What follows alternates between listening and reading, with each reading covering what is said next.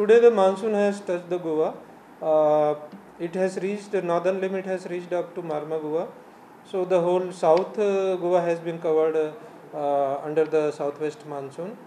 And during next 24 hours, it is expected that the whole Goa will be covered and monsoon will advance into Konkan area.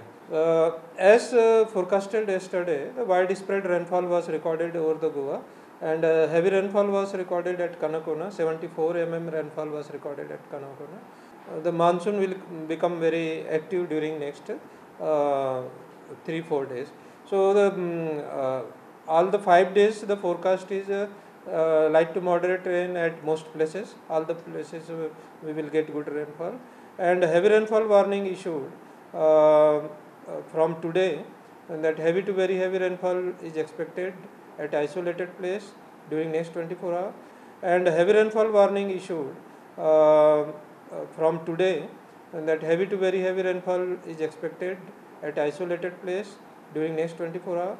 Tomorrow there is more heavy rainfall expected, so the forecast is heavy to very heavy rainfall at few places and extremely heavy rainfall at isolated places. So red alert is given on the 8th of the June for heavy rainfall.